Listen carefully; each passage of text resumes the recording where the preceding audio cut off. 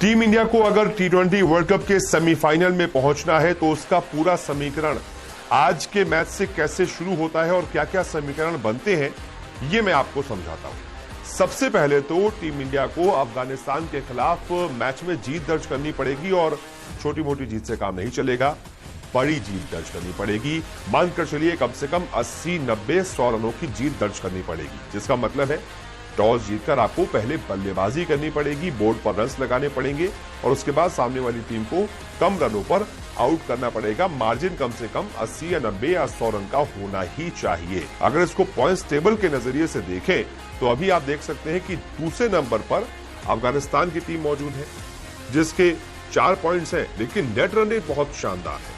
अफगानिस्तान के net run rate को ही तोड़ने के लिए टीम इंडिया को कुछ करना पड़ेगा और बड़े अंतर से उसे हराना पड़ेगा। जैसे कि अफगानिस्तान की टीम प्लस 3.097 के रन रेट के साथ है। मान लीजिए टीम इंडिया उनको 100 रनों से हरा देती है तो टीम इंडिया सीधा नंबर 3 पर पहुंच जाएगी और उसका भी नेट रन रेट प्लस में आ जाएगा।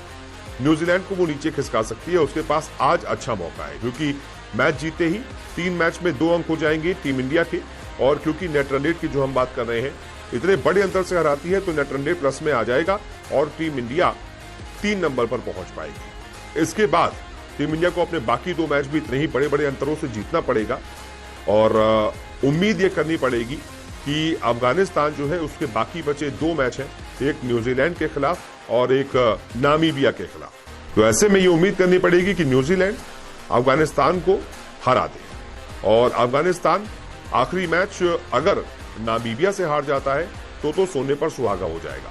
ऐसे स्थिति में अफगानिस्तान के 4 ही पॉइंट रह जाएंगे, लेकिन मान लीजिए अगर वो नामीबिया को हरा भी देता है तो उसके 6 अंक रहेंगे और नेट रन रेट क्योंकि टीम इंडिया उसे बड़े अगर अंतर से हराती है तो उसका ये मानकर चलिए +1 या +2 के आसपास रह सकता है। अब आते हैं न्यूजीलैंड पर। न्यूजीलैंड अभी 2 मैच में 1 जीत के साथ 2 पॉइंट्स के साथ नंबर 3 पर है क्योंकि नेट रन रेट उसका अफगानिस्तान से कम है, पॉइंट्स भी कम है। इंडिया 3 मैच जीती है तो उसके 6 अंक हो जाएंगे।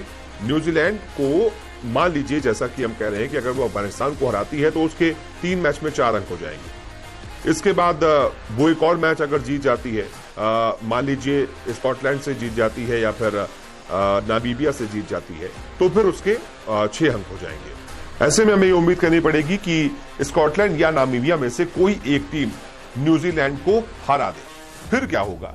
अफगानिस्तान, न्यूजीलैंड और इंडिया तीनों के 6-6 अंक होंगे, लेकिन क्योंकि हम ये मानकर चल रहे हैं कि इंडिया बड़े बड़े अंतरों से दूसरी टीमों को हराएगी, उस स्थिति में team India net run rate के आधार पर सेमीफाइनल में क्वालिफाई कर सकती है। तो जो समीकरण है वो यही है जो मैंने आपको बताए हैं, करना यही पड़ेगा, लेकिन बहुत मुश्किल है।